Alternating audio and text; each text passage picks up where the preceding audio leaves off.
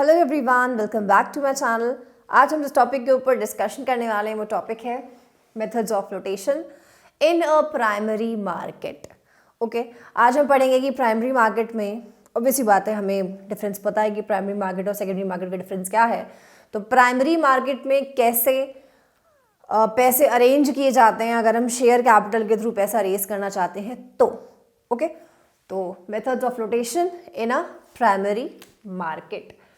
I am assuming that you are aware with this term primary market.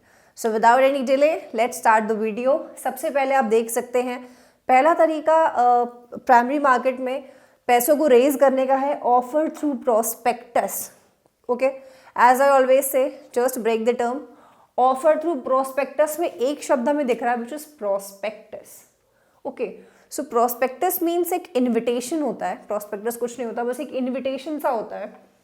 जो भी company पहली बार, मतलब जिंदगी में पहली बार नहीं, पहले शेयर के थ्रू पैसे रेज कर चुकी है लेकिन फिर से नए शेयर निकाल रही है, इन दैट केस प्रोस्पेक्टस का यूज करके एक इन्विटेशन भेजती है।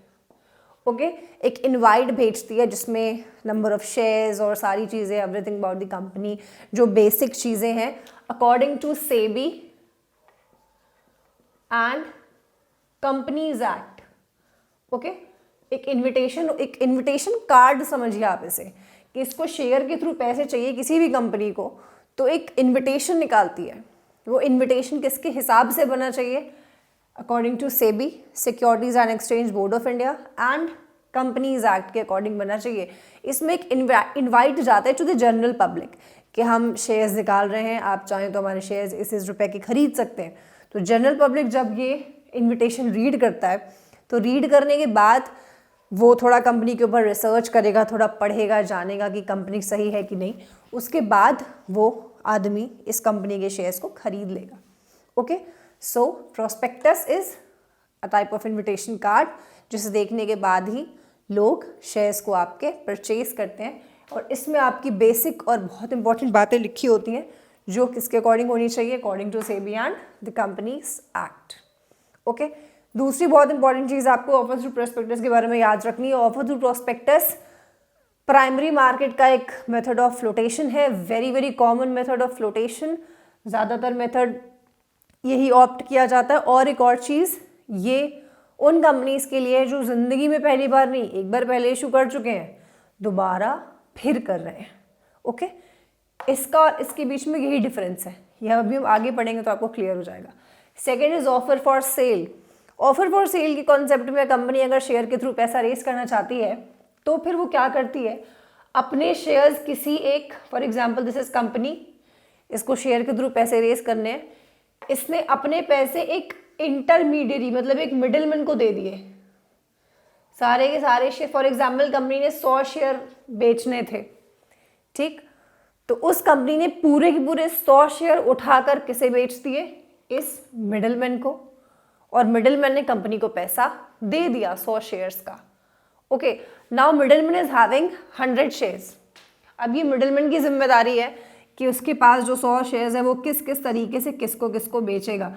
जनरल पब्लिक को बेचेगा कि अपने पास रखेगा, कि उसको क्या करना है? It is not the headache of the company, it is the headache of the middleman. Company का सिर्फ काम था शेयर के थ्रू पैसे रेज करना। तो कंपनी ने शेयर के थ्रू पैसे रेज कर लिए, लेकिन वो पैसे किसने खरीद दिए? मिडिलमैन ने। तो इसे हम कहते हैं ऑफर फॉर सेल। मतलब जैसे अगर मुझे कोई सामान बेचना है तो मैं सीधे दुकान ना खोलूं, ठीक, मैं कुछ मिडिलमैन को रख लूं कि भाई तुम लोग मिडिलमैन आओ, तुम लोग आके मेरे से सामान खरीदो और फिर जाके तुम जनरल पब्लिक को चाहे वो दाम कितने भी दाम पे बेच दो, I don't care. This is offer for sale. For example company ने अपने 100 शेयर्स 20 रुपए में इस आदमी को बेचे होंगे। अब ये आदमी उसका 20 बेचे, उसका 30 बेचे, या उसका 15 बेचे और 10 बेचे, ये इसकी मर्जी। कंपनी ने जितने पैसे लगाए थे उसको उतने पैसे पे अपने शेयर कैपिटल रेस कर लिया है। Okay, so this is offer for sale. Third is private placement. Private placement मतलब इस केस में कंपनी क्या करती है? अगेन जनरल पब्लिक से डील नहीं कर रही है। ओके, यहाँ पर वो कुछ अपने सेलेक्टेड लोगों को पहले ही चुन लेती है। कुछ इंस्टीट्यूशनल इन्वेस्टर्स हो गए, LIC वाले, SBI वाले, इसके अलावा कुछ इस कंपनी के कुछ फ्रेंड्स हो गए कि भाई तुम मेरे शेयर खरीद लेना, इसके अलावा कुछ फॉरेन इन्वेस्टर्स हो गए, मतलब पहले से ही प्री डिसाइड कर लेती है कि मैं अगर 100 शेयर निकाल रही हूँ, कंपनी मतलब ऐसा सोचती है कि मैं अगर 100 शेयर निकाल रही हूँ तो मेरे इतने शेयर ये लोग खरीद लेंगे। It is pre decided. Okay, इस तरीके के शेयर कैपिटल को रेज करने is known as private placement. यहाँ पर पता नहीं चल पाता जनरल पब्लिक को कि उस कंपनी ने पैसे कहाँ से रेज किए, वो सोर्स हम नहीं है, मतलब हम जनरल पब्लिक नहीं है। वो पहले डिसाइड कर लेती है कि मैं अपनी कंपनी के लिए इन लोगों से पैसे खरीद लूंगी। It is just pre decided, nobody can interfere in that. Alright, this was private placement. Fourth is rights issue. Rights का यहाँ पर मतलब आप समझिए अधिकार, अधिकार। अधिकार किसका? अधिकार हो रहा है यहाँ पे प्रीवियस शेयर होल्डर्स का, मतलब एग्जिस्टिंग शेयर होल्डर्स का। फॉर एग्जाम्पल मैंने किसी कंपनी के 100 शेयर्स खरीदे हुए हैं, ओके ठीक। अब वो कंपनी फिर से शेयर निकाल रही है और वो चाह रही है कि पुराने शेयर होल्डर्स ही खरीद लें, तो मेरे पास तो उस कंपनी के ऑलरेडी 100 शेयर्स थे, तो मैं ही उस शेयर को फिर खरीदूंगी। तो अधिकार किसको मिल गया? अधिकार मिल गया to the existing shareholders को। Okay, this is known as rights issue. जब कंपनी फिर से पैसे रेज करती है, वो चाहती है कि बाहर जनरल पब्लिक को ना जाएं, ये अपने जो पुराने शेयर होल्डर्स है वही लोग खरीद लें, तो वही लोग खरीद लें इज राइट्स इशू। उनका अधिकार पहले है, जो पुराना शेयर होल्डर है तो उसका अधिकार पहले है, इसलिए इसका नाम यहाँ पे क्या है? राइट्स है। Okay, so this was rights issue. Last one is EIPO।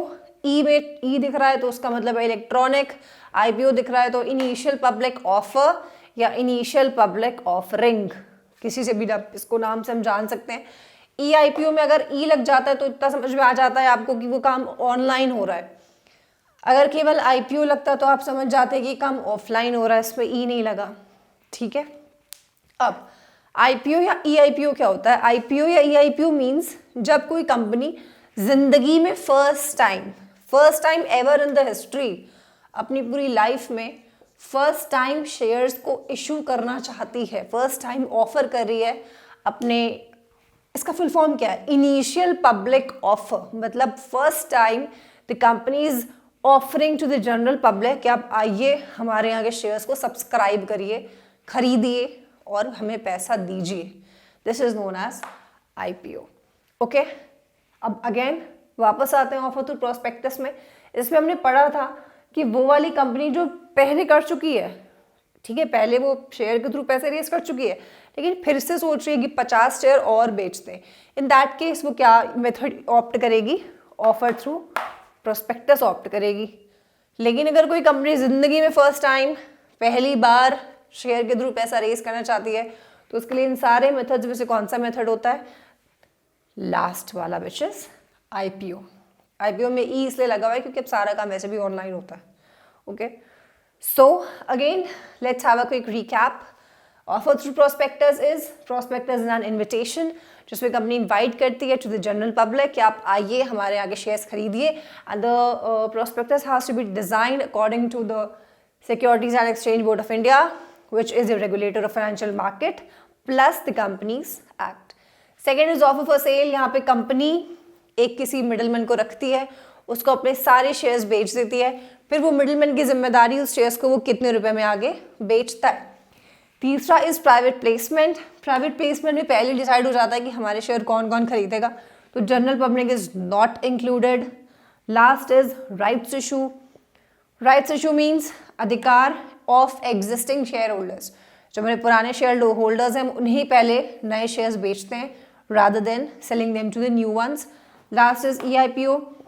EIPO कुछ नहीं है, जनरली आप समझिए शेयर के थ्रू पैसे रेज करना ही है, बस नाम है उसका IPO क्योंकि वो फर्स्ट टाइम मार्केट में उतर रहा है।